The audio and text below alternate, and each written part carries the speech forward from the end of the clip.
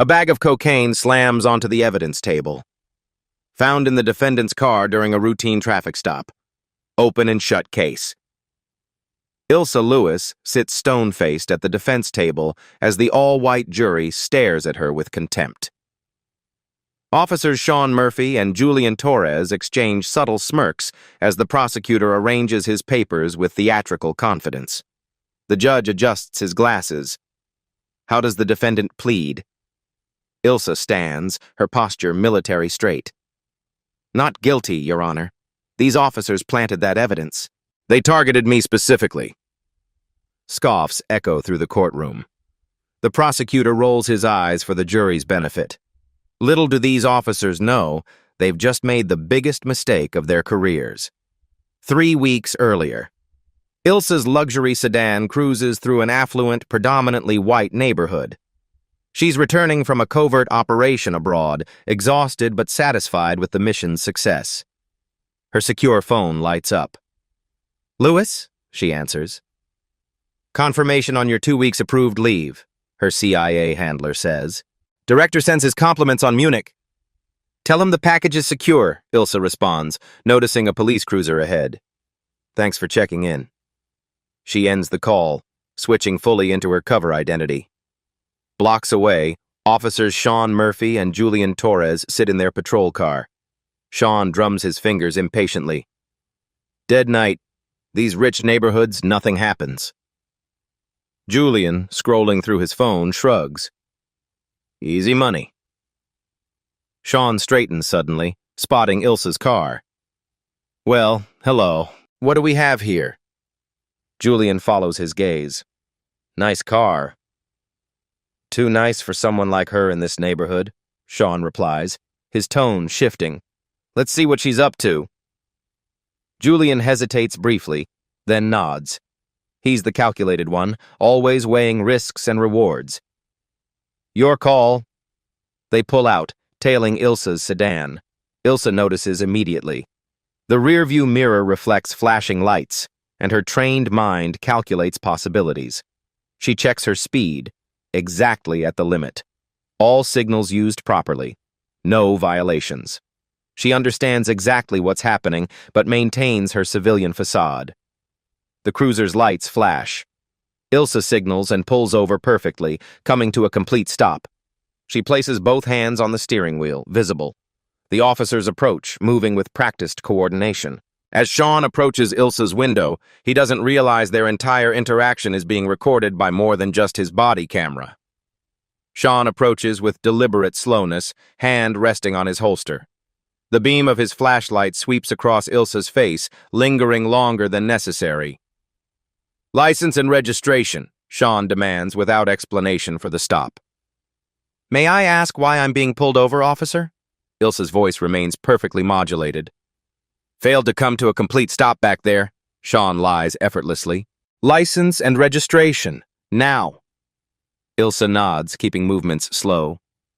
"My registration is in the glove compartment and my license is in my purse. I'm going to reach for them now." "Just do it slowly," Sean says impatiently. Julian stands back, positioned to cover his partner. He notices Ilsa's composed demeanor and interprets it as suspicious rather than professional. Ilsa provides the documents. Sean studies her license, eyebrows rising at the Washington, D.C. address and government ID. "Government employee?" Sean's tone grows aggressive. "Long way from D.C. "I'm visiting family," Ilsa responds smoothly. "In this neighborhood?" Disbelief carries an unmistakable undertone. "My cousin works for a family here," she provides, the cover story practiced and plausible. Sean exchanges a glance with Julian. "Step out of the vehicle, please." "May I ask why? I don't believe I've violated any—" "Step out of the vehicle," Sean repeats, hand shifting to rest more prominently on his weapon. Ilsa recognizes the dangerous territory. "I'm complying, officer, but I want to state for the record that I don't consent to a search without probable cause." She steps out, maintaining perfect balance despite the tension. Her CIA training allows her to appear appropriately nervous while cataloging every procedural violation. "Stand over here," Julian directs, gesturing to the rear of the vehicle where Sean begins examining her car. As Sean disappears to the far side of her car, Julian blocks Ilsa's view, but not before she glimpses Sean reaching into his own pocket. "I found something," Sean announces with artificial surprise. He emerges holding a small plastic bag of white powder. "Look what we have here." Ilsa's eyes narrow. "That's not mine. You just planted that." Sean's expression hardens. "Excuse me? Are you accusing an officer of tampering with evidence?" "I am stating a fact," Ilsa responds steadily. "That wasn't in my car before you searched it." Julian steps forward. "Turn around and place your hands behind your back." "This is wrong," Ilsa states clearly for any recording. "I did not consent to this search, and that evidence was planted." "Shut up and turn around," Sean snaps. Ilsa complies, knowing resistance would escalate the situation. The cold metal of handcuffs bites into her wrists, deliberately tightened. Julian performs a pat-down that lingers inappropriately. Lights flip on in neighboring houses. Curious faces appear in windows. The officers make no attempt to shield Ilsa from public view, positioning her prominently under the streetlight where everyone can witness her humiliation. Sean calls for backup, his voice pitched to Carrie. "We've got an uncooperative subject with narcotics, requesting additional units." "I've been perfectly cooperative," Ilsa states clearly. The neighbors watching become unwitting witnesses. As Sean guides her toward the patrol car, he leans close. "Should have stayed in your own neighborhood." Julian adds with false professionalism, "Ma'am, possession with intent to distribute is a serious charge," then whispers, "You people always think you can get away with it." Through the window, Ilsa watches the officers continue searching her vehicle. When they believe no one is watching, they exchange a high five. At the station, the processing continues, the systematic degradation. The desk sergeant barely glances at her as she's photographed, fingerprinted, and relieved of her belongings. Each officer treats her with the same dismissive contempt. Throughout this ordeal, Ilsa's mind works with machine-like precision. She notes names, badge numbers, procedural violations, witnesses, every detail filed with perfect recall, her CIA training allowing her to appear distressed while maintaining complete situational awareness. The cell door closes behind her. She sits on the bench, head bowed, appearing defeated for the monitoring cameras. In the privacy of her holding cell, Ilsa's expression transforms from victim to predator as she whispers, "Operational assessment complete. Time to activate countermeasures." Morning brings the processed monotony of the justice system. Ilsa stands before a disinterested judge for her initial appearance, listening as bail is set. "One phone call," the officer announces afterward, leading her to a wall-mounted phone. Ilsa punches in a number. Not to family or a standard attorney, but a secure CIA contact line. She modulates her voice to sound upset yet controlled. "Hey, it's me," she begins, the ordinary greeting masking the activation of a protocol. "Yeah, I'm in trouble. Got arrested last night. They planted drugs in my car. 2 officers, Sean Murphy and Julian Torres." She embeds coded phrases that convey crucial information: her location, the nature of the compromise, and the specific response needed. To any observer, she sounds like a distressed woman calling a friend. To her handler, she's activating the agency's procedure for compromised agents. "Just need you to contact my cousin about that thing we discussed last month," she finishes, coding a request for specific resources. 4 hours later, Ilsa's bail is posted by a middle-aged woman identifying herself as Ilsa's aunt. The money comes through CIA channels, but the paperwork reflects a family connection. As she's being processed for release, Ilsa overhears Sean and Julian in a nearby room. "Did you see her face when you found that bag?" Sean laughs. "Priceless." "These people never learn," Julian responds, "coming into our neighborhoods like they belong." "That's 3 this month," Sean continues. "Torres and Murphy keeping the streets clean." "And our record's spotless," Julian adds. "Perfect conviction rate." At her apartment, Ilsa enters her bedroom and activates a hidden mechanism in her closet. A panel slides open, revealing a secure room. She steps inside. The room contains sophisticated surveillance equipment. Ilsa activates the system with practiced efficiency. Within minutes, personnel files, complaint histories, financial records, and social media accounts for Sean and Julian populate her screens. Her secure phone rings. Her handler. "This is unofficial," he begins. "The agency's position is that you should walk away. Drug charges can be quietly dismissed. Not worth compromising your position." "This isn't just about me," Ilsa counters firmly. "These officers have a pattern. They're abusing their authority systematically, targeting minorities with planted evidence." "Not our jurisdiction, not our problem," her handler responds, though his tone suggests personal disagreement. "It became our problem when they targeted a federal agent," Ilsa argues. "I need resources, minimal and deniable." A long pause. "What exactly are you planning?" "Justice," Ilsa replies simply. "By the book, through the system, but with all the evidence required." Another pause. "Limited support only. Nothing that could expose the agency." After ending the call, Ilsa contacts Minerva Chen, a brilliant technical analyst from her CIA team currently on leave. "I need your help," Ilsa explains, outlining the situation. "Those bastards," Minerva responds. "What do you need?" "Your technical expertise, off the books." Together they contact Irving Walker, a former prosecutor turned defense attorney known for taking on police misconduct cases. "Ms. Lewis," Irving greets her in his office. "This is unfortunately common, but proving planted evidence is extraordinarily difficult." "I have resources," Ilsa responds carefully. "And I'm willing to fight this all the way." Irving studies her. "Most people in your position take a plea deal." "I'm not most people," Ilsa replies, her gaze unwavering. "And this isn't just about my case." As Ilsa finalizes her strategy, her handler calls with alarming news. Officer Sean Murphy has connections to a case she worked 3 years ago. The preliminary hearing unfolds in a wood-paneled courtroom saturated with institutional indifference. Ilsa sits beside Irving, her posture perfect, revealing nothing of the strategic calculations behind her calm exterior. Prosecutor Thomas Grant approaches the evidence table with practiced confidence. He places the plastic bag of cocaine before the judge. "Your Honor, during a routine traffic stop, Officers Murphy and Torres discovered this controlled substance hidden beneath the driver's seat. The amount suggests intent to distribute." Grant presents the body camera footage, conveniently beginning after the traffic stop was initiated, showing only the discovery of evidence and Ilsa's arrest. Sean takes the stand first, his demeanor professional and earnest. He recounts the traffic stop with practiced ease. "The defendant was argumentative from the start," Sean testifies, the lie flowing smoothly.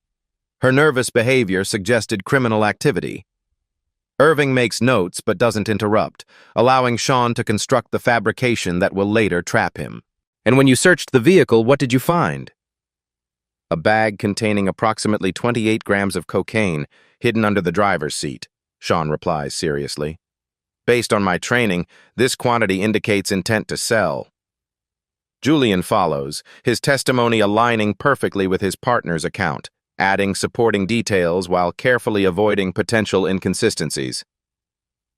When cross-examination begins, Irving rises with deceptive casualness. "Officer Murphy, what time did you activate your body camera during this traffic stop?" Sean hesitates. "As soon as I approached the vehicle per department policy." "Interesting," Irving responds. "Yet the timestamp begins several minutes after the initial contact. Can you explain the discrepancy?" "Technical malfunction," Sean responds smoothly. "Happens sometimes." Irving nods as if accepting this explanation, then pivots. "How many complaints for racial profiling have been filed against you during your career?" "Objection," Grant interrupts. "Irrelevant and prejudicial." "Sustained," the judge agrees. Irving shifts strategy. Officer Murphy, please walk us through exactly when and how you obtained probable cause to search Ms. Lewis's vehicle. As Sean navigates this trickier terrain, Julian shifts in his seat, the first visible crack in his confident facade. In the gallery, Ilsa observes a man watching with unusual intensity. Using her training, she identifies him as Michael Reeves, an internal affairs investigator who has been monitoring Sean and Julian for months. Meanwhile, outside the courtroom, Minerva works from a secure location, hacking into traffic cameras and security systems near the arrest location, compiling footage that tells a very different story. The judge rules there is sufficient evidence to proceed to trial, but Irving's questioning has planted seeds of doubt. As the hearing concludes, Sean's phone vibrates with a text from an unknown number. "We know what you did, not just to her, to all of them." The 2 weeks before trial transform Ilsa's secure room into a command center. Multiple screens display timelines, evidence logs, and surveillance footage. Minerva's fingers fly across her keyboard, digital doors opening before her expertise. "I found a pattern," Minerva announces. 7 cases in the past 2 years, all minorities, all in affluent neighborhoods, all with planted evidence during routine traffic stops. Ilsa reviews the data. "All prosecuted by Thomas Grant?" 6 of the 7, Minerva confirms, and all resulted in convictions or plea deals. Irving enters, carrying legal briefs. "I've filed motions to include evidence of pattern and practice, but Grant's fighting to exclude it as prejudicial." Judge Hamilton appears sympathetic to the prosecution's position. "We need more," Ilsa decides. That evening, Ilsa meets Michael Reeves in a nondescript diner far from both their territories. "Unofficially," Reeves begins, "I've been building a case against Murphy and Torres for months. They're careful. Internal complaints get buried, witnesses get intimidated, evidence disappears." "But you keep watching," Ilsa observes. 15 years in internal affairs teaches you patience," Reeves replies. "But I've never had a victim willing to fight back with resources." He slides a napkin across with handwritten notes. "Departmental procedures they violated during your arrest. I can't testify, but this gives you a roadmap." Across town, Sean paces his living room, agitated. His phone displays another anonymous message. "Your partner's financial records show unexplained deposits. Does your wife know about the offshore account?" Julian arrives, his composed demeanor fractured by concern. "We need to talk about these messages. Someone's watching us." "Internal affairs?" Sean speculates. "More sophisticated," Julian counters. "They know things IA wouldn't have access to." "We've been careful," Sean insists. "Maybe not careful enough." Julian studies his partner. This Lewis case, something feels wrong. She's too composed, too prepared. The next morning, Ilsa and Irving meet with Prosecutor Grant. His expression suggests he's extending a generous courtesy. "Possession with intent, reduced to simple possession," Grant offers. 12 months probation, no jail time. Given the evidence, this is more than fair. Irving looks to Ilsa, his expression neutral but eyes communicating this might be their best option. Ilsa meets Grant's gaze directly. "I won't plead guilty to something I didn't do, especially when they did this deliberately. This ends in the courtroom, with the truth exposed." Grant sighs. "Your attorney should advise you that officers' testimony carries significant weight with juries. This won't end well for you." "We'll see," Ilsa responds, rising to leave. As Minerva decodes the final surveillance footage showing the officers planting evidence, she discovers a third officer watching from a distance, recording everything. The courtroom buzzes with tension as the trial begins. Local media have picked up the story, a government employee accusing police officers of planting evidence. The gallery is packed with spectators, including several of Sean and Julian's previous victims. Judge Hamilton calls the court to order. The prosecutor and Irving both confirm they're ready to proceed. Thomas Grant approaches the jury for his opening statement, his confidence palpable. "Ladies and gentlemen, this case is straightforward. Two experienced officers conducted a lawful traffic stop and discovered illegal narcotics. The evidence is clear, the testimony is consistent, and the law is unambiguous. He gestures toward Ilsa. The defendant's accusation is not just unfounded, it's a desperate attempt to avoid responsibility. Irving's opening presents a stark contrast, measured, methodical. This case isn't about drugs, it's about abuse of power. Evidence will show that Officers Murphy and Torres have a documented history of targeting minorities, conducting illegal searches, and falsifying evidence. Ms. Lewis didn't commit a crime. She simply drove through the wrong neighborhood with the wrong skin color. The prosecution presents its case with theatrical emphasis. The bag of cocaine is displayed for the jury. The crime lab technician testifies about its purity. Street value approximately $2,800. Implying sophistication beyond casual use. Sean and Julian take the stand in succession, their testimonies perfectly aligned after preparation with the prosecutor. They describe Ilsa as confrontational and evasive. Several jury members nod along, their expressions reflecting implicit trust in law enforcement. In the command center, Minerva breaks through Julian's encrypted phone records. Text messages populate her screen. Dozens of exchanges between Sean and Julian discussing their collection of planted evidence cases. Torres, rich neighborhoods, equals better commendations, less risk. These people don't want trouble. Don Murphy. Plus, watching entitled minorities realize they're not untouchable. Priceless.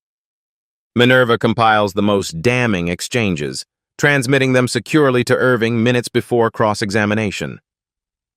In the courtroom, Irving approaches Julian with deliberate casualness. Officer Torres, you testified that you've worked with Officer Murphy for 4 years, correct? Yes, that's correct. And you consider yourselves an effective team? One of the department's best, Julian confirms confidently. Irving nods thoughtfully. You've made numerous arrests together? Yes, sir. Our arrest record speaks for itself. Indeed it does. Irving agrees, then pivots sharply. Officer Torres, do you recall sending a text message to Officer Murphy on March 17th stating, North Oakwood has gotten too cautious. Let's try Westridge for easier busts? Julian's composure cracks. I don't recall. Perhaps this will refresh your memory, Irving continues, producing a transcript. People's Exhibit 47, Your Honor, obtained via subpoena to the telecommunications provider. The prosecutor leaps to his feet. Objection! Defense counsel has introduced evidence not provided in discovery. Your Honor, Irving counters, these records were obtained via subpoena last week. The prosecution received copies as required. I have the receipt acknowledgement here. The judge examines the document. Objection overruled. The witness will answer. Julian stares at the transcript, visibly calculating his limited options. As Julian stammers through unconvincing explanations, the courtroom doors open, and a woman in a formal suit walks in, handing Irving a sealed envelope marked classified. The envelope's arrival creates an immediate ripple through the courtroom. Judge Hamilton's gavel cracks against the sound block. Approach the bench, counselors. Irving, document in hand, joins the prosecutor before the judge. Their hushed conference grows increasingly intense, the prosecutor's face flushing while the judge's expression transforms from irritation to alarm. 20-minute recess, Judge Hamilton announces abruptly. The courtroom empties with reluctant compliance. Sean leans toward Julian, whispering urgently, but Julian keeps his gaze fixed forward, his strategic mind calculating escape routes that no longer exist. When court reconvenes, the atmosphere has transformed. 3 new individuals occupy the back row, government officials in dark suits. The prosecutor's earlier confidence has evaporated. Your Honor, Irving begins, the defense calls Dr. Eliza Richardson to the stand. A woman in her 50s approaches. After being sworn in, she states her credentials.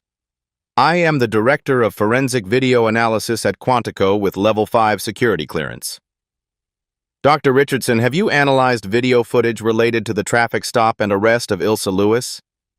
I have, she confirms. My team processed footage from multiple sources, including traffic cameras, security systems, and specialized recording devices. A screen descends. The enhanced footage begins playing, crystal clear despite being shot from a distance. It shows the complete traffic stop, including unmistakable images of Sean removing a small bag from his pocket before discovering it in Ilsa's car. Gasps ripple through the courtroom. The jury members exchange glances of disbelief. "Objection!" the prosecutor interjects desperately. "The defense has not established chain of custody for this evidence. Dr. Richardson, can you confirm the authenticity of this footage?" "I can," she states firmly. "We verified the digital signatures and timestamps. This footage has not been altered in any way." The judge overrules the objection. Irving turns toward Ilsa. "Your Honor, I would like to call Ilsa Lewis to the stand, not as the defendant, but as an expert witness in her capacity as a Central Intelligence Agency operations officer specializing in anti-corruption investigations." The courtroom erupts. Judge Hamilton's gavel cracks repeatedly until order is restored. Sean's face drains of color. Julian sits perfectly still, the calculated mind behind his eyes now focused solely on self-preservation. After another bench conference, Ilsa approaches the stand with measured confidence, the mask of the defendant replaced by the commanding presence of a federal agent.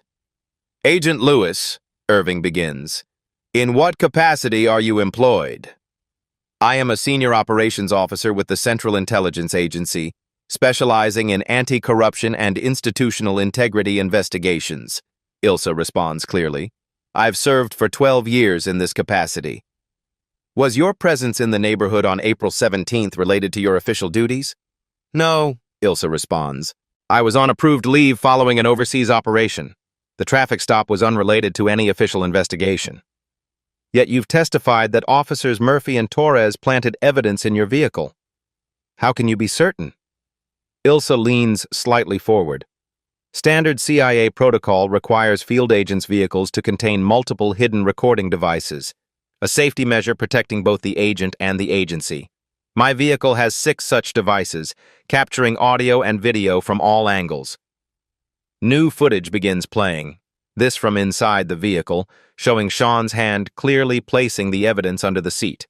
"Beyond the video evidence, my training includes precise observational skills. I documented every procedural violation and noted Officer Murphy removing the narcotic package from his right pocket approximately 17 seconds before discovering it in my vehicle." Irving nods. "Agent Lewis, has your investigation uncovered any explanation for why you might have been specifically targeted?" "It has," Ilsa confirms, her gaze shifting briefly to Sean. "Officer Murphy's brother, Michael Murphy, was arrested 3 years ago in an operation I was tangentially involved with. While I never met Sean before, he discovered my identity through department databases. Evidence suggests he had been monitoring for an opportunity." This revelation transforms the case entirely, from simple racist framing to the deliberate targeting of a federal agent, a significantly more serious offense with national security implications. The courtroom absorbs this in stunned silence. Several jury members stare at Sean and Julian with undisguised contempt. "No further questions, Your Honor," Irving concludes. The prosecutor rises for cross-examination, his earlier confidence replaced by damage control. "Agent Lewis, if you were being unfairly targeted, why not simply identify yourself as a federal agent during the traffic stop?" "For 2 reasons," Ilsa explains calmly. "First, revealing CIA affiliation is only authorized in life-threatening situations. Second, doing so would have prevented documentation of a pattern of misconduct affecting ordinary citizens without such protection." The prosecutor attempts several more questions, each strengthening rather than weakening Ilsa's testimony. Finally, he surrenders with a resigned, "No further questions." As Ilsa returns to her seat, her gaze sweeps over Sean and Julian. For a brief moment, the professional mask slips to reveal the cold determination beneath. As Ilsa concludes her testimony, she looks directly at Sean and Julian. "And gentlemen, That's just what I'm authorized to reveal in open court. The Department of Justice announces a special task force to review all cases handled by Officers Murphy and Torres throughout their careers. U.S. Attorney Caroline Daniels stands before microphones, her expression grave. The evidence of misconduct is sufficiently concerning to warrant a comprehensive review, she states. Any individual who believes they were falsely charged based on these officers' testimony should contact our office immediately. Inside police headquarters, emergency meetings cascade through the chain of command. The police chief, Raymond Wilson, convenes his command staff. This department faces a crisis of confidence, he begins, the room tensely silent. 2 officers have potentially poisoned hundreds of cases and undermined decades of community outreach. I want immediate reviews of every case they touched. Deputy Chief Martinez raises the question everyone dreads. Sir, preliminary evidence suggests supervisory personnel may have been aware of the pattern. How deep does this investigation go? The chief's expression hardens. All the way to bedrock, nobody gets a pass. Internal Affairs investigator Michael Reeves presents his existing file to federal investigators. What was once a carefully guarded investigation now unfolds in public scrutiny. I've been tracking their activities for 19 months, Reeves explains. At least 23 individuals appear to have been falsely charged based on similar planted evidence. Outside police headquarters, community activists organize a demonstration that grows hourly. Their chants for accountability echo through downtown streets, their signs bearing names of those previously convicted. In the prosecutor's office, Thomas Grant faces his own reckoning. The district attorney, Eleanor Kim, closes his office door with quiet deliberation. Explain to me, she begins dangerously calmly, how you missed or ignored multiple red flags in these officers' cases. Grant's professional composure fractures. The complaints against them were always ruled unfounded. Their testimonies were consistent. Was too perfect, Kim interrupts. Too consistent. Too convenient. Basic scrutiny should have raised questions long before a CIA agent was forced to expose this in open court. What happens now? Grant asks. The Ethics Committee will review all your cases involving these officers, Kim states. In the meantime, you're on administrative leave. In Judge Hamilton's chambers, a review process begins that will consume the court's resources for months. His clerk presents the first stack of case files, previous convictions based primarily on Sean and Julian's testimony. Begin with those still incarcerated, the judge directs. There are 17, sir, the clerk confirms. The judge removes his glasses, suddenly looking older. How did we miss this? They testified in my courtroom dozens of times. The system trusted them, sir, the clerk offers quietly. A trust they weaponized, Hamilton responds. That ends today. Ilsa meets privately with the families of other victims. She sits with Maria Gutierrez, whose son has spent 14 months in prison after Sean and Julian claimed to find cocaine in his delivery van. They said no one would believe him over 2 officers, Maria explains, tears tracking down her face. The public defender told him to take the plea deal or risk 10 years. Ilsa takes the woman's hands in hers. The federal investigation will prioritize his case. I've made certain of it. How can we fight a system this powerful? Maria asks. By being more strategic, more persistent, and absolutely relentless, Ilsa responds. I'm connecting your family with Irving Walker. He's taking these cases pro bono, and he has all the evidence needed now. In a secure conference room at Langley, CIA Director James Montgomery reviews the situation with Ilsa's handler. The exposure risk? Montgomery asks. Minimal, Clark confirms. Agent Lewis maintained her cover appropriately until legal necessity dictated otherwise. Her decision to reveal her status was tactically sound. And the broader security implications of an agent being deliberately targeted? That's our primary concern, Clark acknowledges. We're conducting an internal review to determine if Sean Murphy's targeting of Lewis represents a larger security breach. As these institutional responses unfold, a more personal moment occurs in Irving Walker's office. He and Ilsa review the cascade of developments their case has triggered. 7 cases already scheduled for review. Irving notes with satisfaction. Judge Hamilton has personally prioritized those still incarcerated. And the officers? Ilsa asks. Sean faces multiple federal charges: civil rights violations, evidence tampering, perjury, and retaliating against a federal agent. Julian's attorney is already floating cooperation in exchange for leniency. Ilsa's secure phone vibrates with an encrypted message. She reviews it, momentarily surprised. Problem? Irving inquires. Quite the opposite, Ilsa responds. Additional evidence has emerged. It appears Sean and Julian's behavior wasn't just tolerated, it was part of an unofficial departmental strategy. Command staff directed them toward specific neighborhoods, creating plausible deniability while benefiting from the statistics their arrests generated. As the investigations widen, a file appears on Ilsa's secure server. Evidence suggesting Sean and Julian's behavior was actively encouraged by high-ranking officials. The preliminary hearing for Sean Murphy and Julian Torres unfolds in a federal courtroom significantly larger than where Ilsa's case began. Every seat is filled. Media representatives, community members, and previous victims whose presence creates a silent, powerful testimony of lives derailed. U.S. Attorney Caroline Daniels presents the government's case methodically.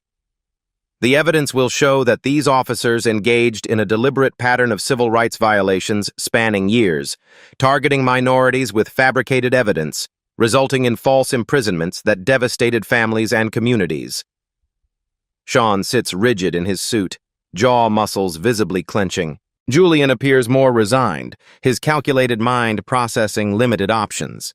The evidence unfolds relentlessly. Video footage, text messages, financial records showing unexplained deposits, and testimonies from previous victims. With each presentation, the space between the former partners widens, their unified front crumbling. During a recess, Julian's attorney approaches the prosecution table. The subsequent conversation results in Julian being escorted to a private conference room. When court resumes, Julian's attorney addresses the judge. Your Honor, my client wishes to cooperate fully with the investigation. In exchange for consideration at sentencing, Officer Torres will provide comprehensive testimony regarding departmental practices and the full scope of misconduct. The spectators murmur as Sean's head snaps toward his former partner, disbelief and betrayal etched across his features. Julian's testimony begins with clinical detachment. His natural tendency toward calculation now focused on minimizing his own consequences. The targeting of minorities in affluent neighborhoods was not random. It was part of an unofficial departmental policy called Community Standard Enforcement.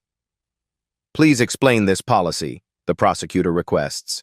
Supervisors would never state it explicitly in writing, Julian explains, but the directive was clear. Maintain the character of certain neighborhoods by creating pretexts to stop individuals who didn't belong there. Those who fit the profile, primarily minorities driving through wealthy areas, became targets. And the planted evidence? Initially, we focused on actual violations, expired registrations, minor traffic infractions, but the department rewarded drug arrests more significantly: promotions, overtime, special assignments. The incentive structure was clear. Who authorized this approach? Captain James Reynolds created the unofficial program. Lieutenant Thomas Hayes implemented it. Sergeant William Foster supervised directly. Julian names names with dispassionate efficiency. Sean's composure finally shatters. He lunges to his feet, face contorted with rage. You lying piece of shit! You were all in! You kept the records! You planned the neighborhoods! Restrain the defendant, the judge orders, as federal marshals move to control Sean. Sean continues, his voice rising with each word. You don't belong in those neighborhoods! None of you do! We were keeping things the way they're supposed to be! His outburst devolves into explicit racial slurs and threats, shocking even his own attorney. The marshals remove Sean from the courtroom, his unfiltered hatred echoing down the corridor. When proceedings resume, Julian continues his testimony, revealing a departmental messaging group where officers shared success stories of fabricated arrests and discussed targeting strategies. We called it community gardening, weeding out the undesirables, Julian explains. his clinical tone making the racism even more chilling. Officers who expressed concerns were excluded from special assignments and promotions. 3 high-ranking officers are implicated directly. By day's end, federal agents are executing search warrants at the precinct, seizing records and electronic devices. The following morning, Sean appears for his bail hearing with a new attorney. His demeanor has transformed entirely, the professional mask discarded, revealing the raw prejudice beneath. The prosecutor addresses the court. Given his outburst yesterday and the serious nature of these charges, the government requests remand without bail. The judge studies Sean, who glares back defiantly. Bail is denied. The defendant has demonstrated he poses a danger to the community. As Sean is led away, Julian receives his own judgment, substantial but reduced in acknowledgement of his cooperation. Before exiting, Julian pauses, making eye contact with Ilsa, who sits observing from the gallery. "I'm sorry," he offers, the words inadequate against the magnitude of harm inflicted. Ilsa acknowledges him with a slight nod, recognizing that while remorse doesn't erase harm, it represents a necessary step toward justice. Not just for herself, but for every person whose life was derailed by this corruption. As the officers are led away in handcuffs, Ilsa receives a call from her CIA director. The case has exposed critical vulnerabilities in agent protection. 6 months transform abstract promises into concrete reforms. The police department buzzes with implementation teams as new protocols reshape institutional behavior. Chief Wilson addresses a mixed group of officers and civilian oversight representatives. Every interaction with the public is now recorded continuously, from initial observation through conclusion. No exceptions, no malfunctions. A veteran sergeant raises his hand. "Sir, what about privacy concerns?" "The privacy of civilians is protected through strict access controls," the chief responds. "But officer conduct is no longer a matter of trust alone. Verification becomes standard procedure." The newly established Civilian Oversight Board meets in a repurposed conference room, its authority backed by subpoena power and independent investigative capacity.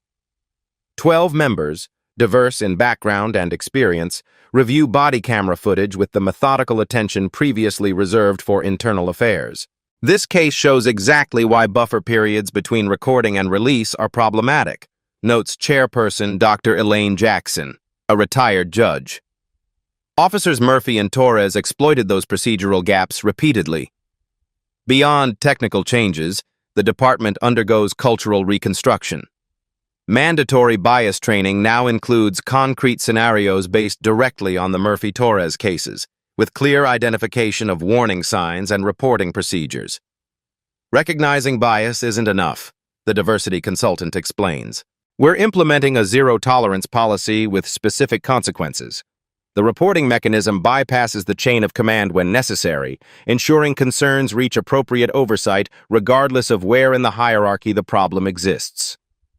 Several officers resign rather than adapt to the new standards. Their departures open positions for a more diverse recruitment class that better reflects the community's composition.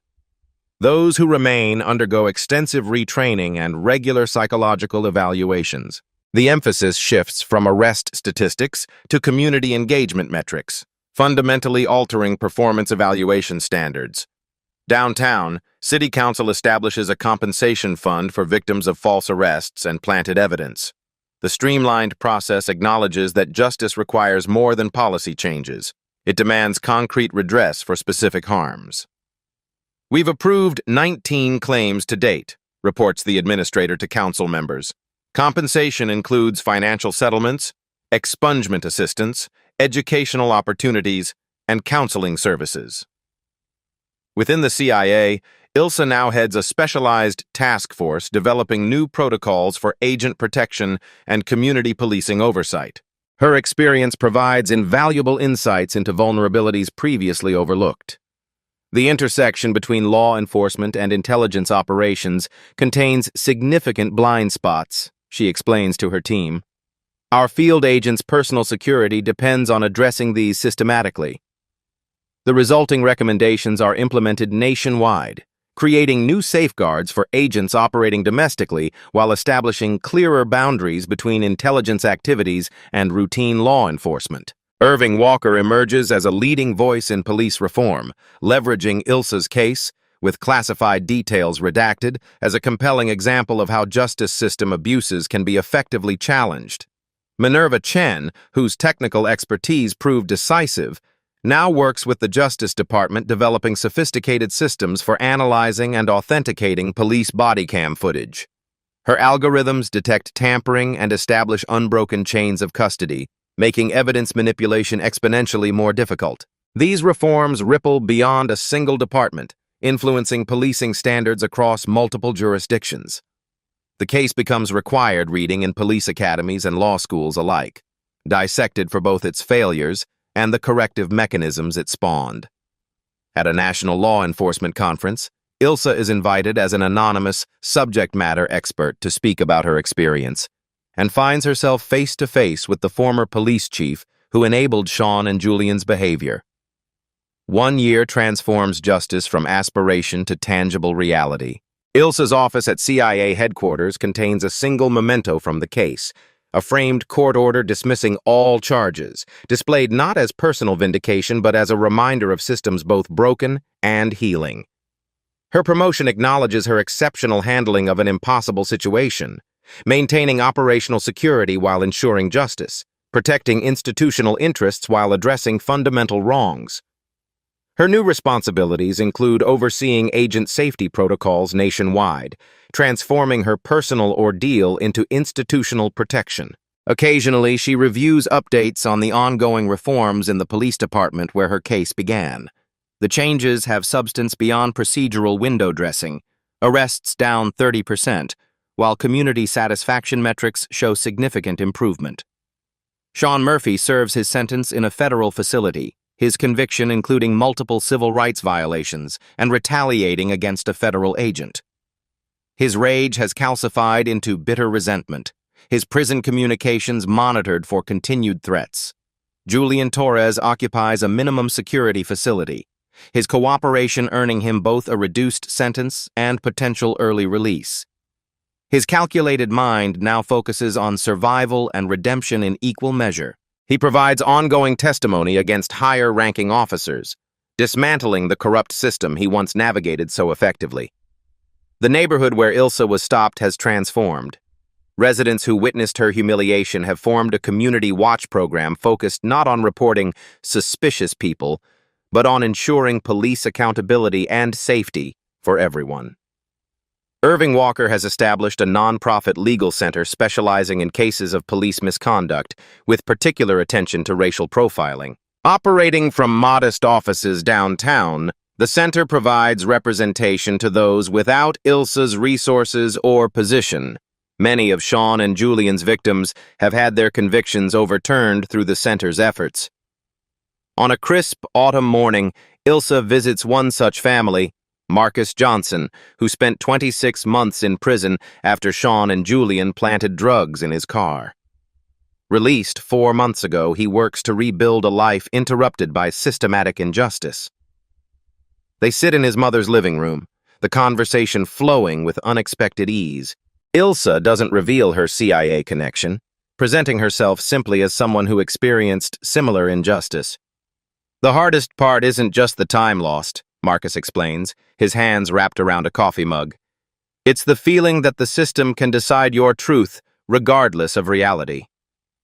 Ilsa nods. That violation of basic fairness lingers even after vindication. Exactly. Marcus studies her thoughtfully. How did you find the strength to fight back? Most people just take the plea. By recognizing it wasn't just about me, Ilsa answers carefully. Individual cases matter, but challenging the system itself creates protection for everyone. Later, walking back to her car, Ilsa's secure phone vibrates.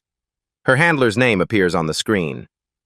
That community outreach wasn't in your job description, he notes without preamble. Some responsibilities transcend job descriptions, she responds. A pause stretches between them. Would you have handled things differently, knowing the professional risk you took? your cover could have been permanently compromised. Ilsa considers the question with genuine reflection. Justice isn't just about individual cases. It's about changing systems that enable injustice. Sometimes that requires calculated risks. The director sends his regards, her handler adds after another pause. The new protocols you've developed are being implemented across all domestic operations. Your experience is protecting others. That's what matters, Ilsa concludes simply. As she drives away, the neighborhood looks different than it did that night 1 year ago. Not because the physical landscape has changed, but because the human ecosystem operating within it has begun the long process of genuine transformation. The case that began with a single corrupt traffic stop has catalyzed changes extending far beyond 2 officers or 1 department. The ripples continue to spread, altering institutional behaviors, legal precedents, and community expectations in ways both measurable and profound. True power isn't in the ability to harm others, but in the courage to stand against systemic injustice, even when you stand alone. If you've been moved by Ilsa's story of courage and justice, don't let this be the end of your journey. Hit that subscribe button right now to join the Beat Stories community, where we bring you powerful tales of justice, redemption, and triumph against all odds. Each week, we deliver stories that not only entertain, but also shine a light on critical social issues that affect us all. Give this video a thumbs up if you believe in standing up against injustice, and help us spread these important messages to those who need to hear them. Your likes and shares directly help us reach more people with these transformative stories. This isn't the end of the story. It's the beginning of what happens when truth meets visibility. At Beat Stories, we believe exposure is the first step to transformation. Subscribe and stay tuned, because the next story might be yours.